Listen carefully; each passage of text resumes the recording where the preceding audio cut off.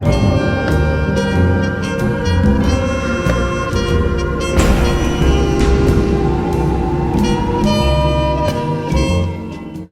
up, guys? ONLYUSEmeBLADE, a little Sunday chill commentary for you, and let me kind of quick. I know it's not about the gameplay, but let me kind of explain. Let me tell you why I'm playing the MW 2.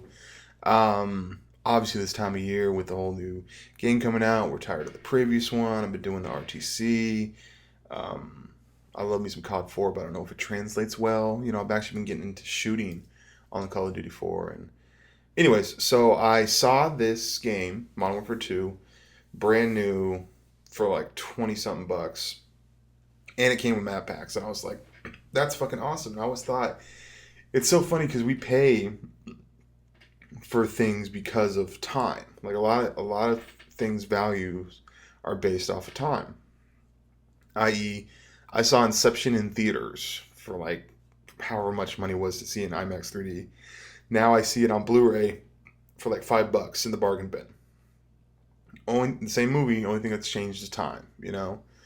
Um, we'll give you another example. Like, you know that there's people paying a lot of money for Black Ops 2, but they're paying for it to get it early. And it's just like, and a lot of people say, hey, that's a little silly. They make fun of them for it. They're like, that's really silly. You know, in 2 weeks or whenever long the game's coming out, you're able to go to the store and buy it for like $60. So it's really silly for you to try to buy it early. And the same kind of idea, it's like, at one point, someone probably paid several $100s for this game, but now you can buy it for $30. You know what I mean? The only thing that's changed, the same information, same disc. Only thing that's changed is time.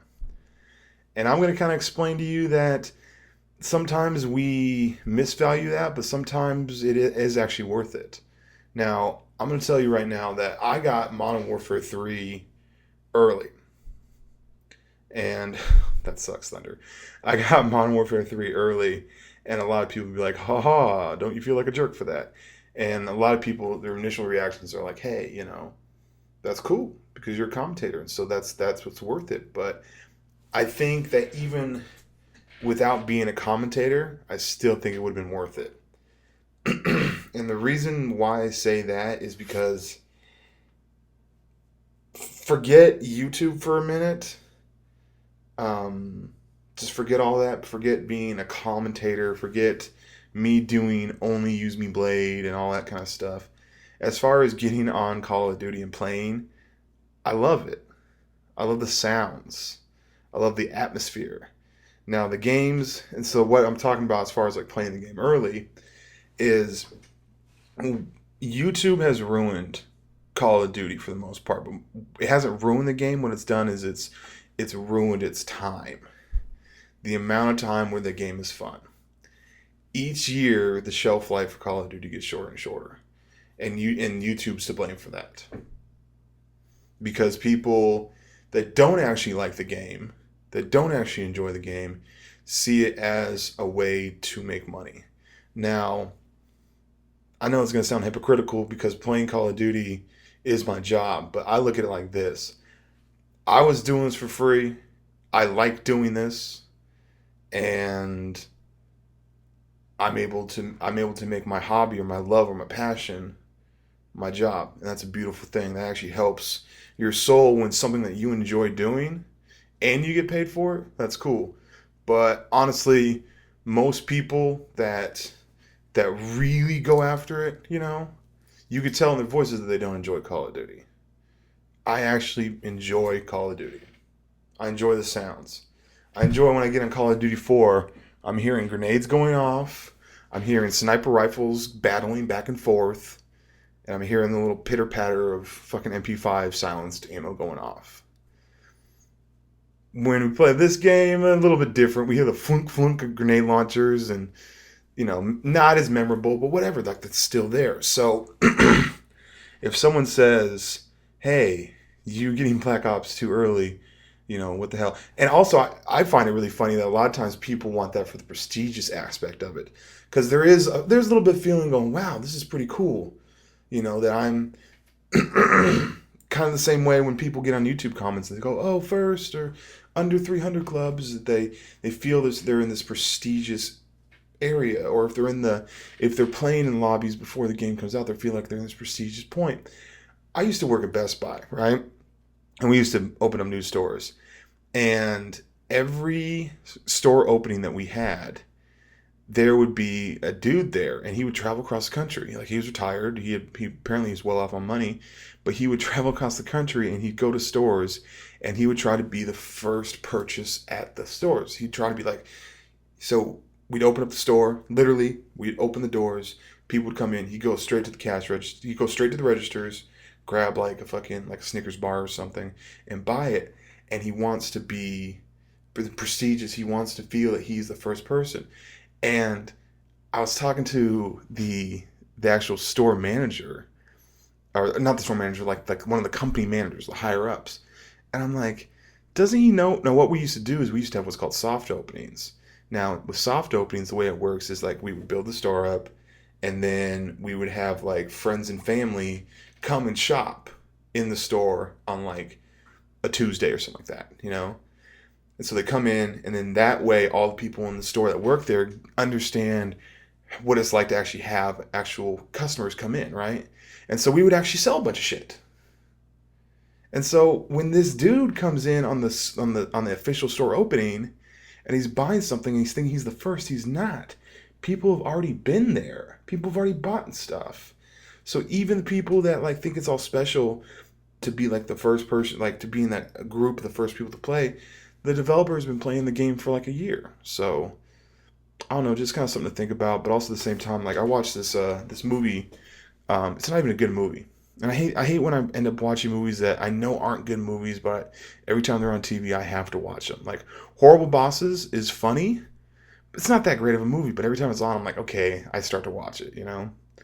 But this movie that I ended up watching when I kind of had these thoughts for the Sunday Chill commentary was For the Love of the Game, right? And it's a Kevin Costner movie about baseball, and kind of the way it works is, you know, he has his love with his wife or whatever, but he really is um he's really just a person that is just alone, but he feels that when he does his pitching for his baseball, he is in control of everything in this environment. Because really, Call of Duty, when you think about it, is just it's like this graphic, it's this scenario situation where if things are going your right and you're in control of it, it feels like you have control of a world, and it's fucking great. It really is. So I get a little frustrated sometimes when I see people that don't actually like the game playing it just for monetary means. Sorry, I never talk about money or whatever, but I honestly love the game of Call of Duty. So like, if I wasn't so lazy and didn't not go about it so that I can get the game early, and not even just to fucking make that YouTube money, if I would have got the game earlier, it would have prolonged that empty gym feeling. When I was a young kid and I used to go practice basketball, there was something about being in a gym and the sounds of my shoes on the floor and the basketball hitting, and it's empty. There's something about that that's like peaceful and serene. And even though Call of Duty's there's craziness, there is like this melodic John Woo violence calming that you get. So getting the game early to have that experience, I think it might be worth it. Peace.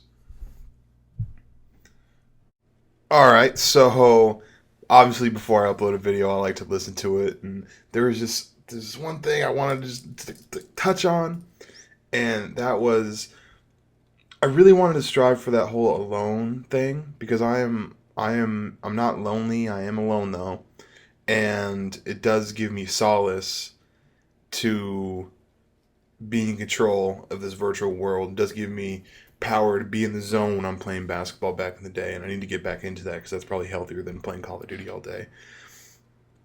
That doesn't mean I don't understand that other people are aware of my journey of life, you know? And during the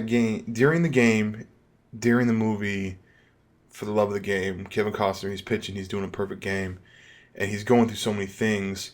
And even though he's disconnected from his teammates and he's disconnected from the crowd and stuff like that, there's certain points where he does actually need help from his friends or his buddies, his pals, his friends, his solidarity there. You know what I mean?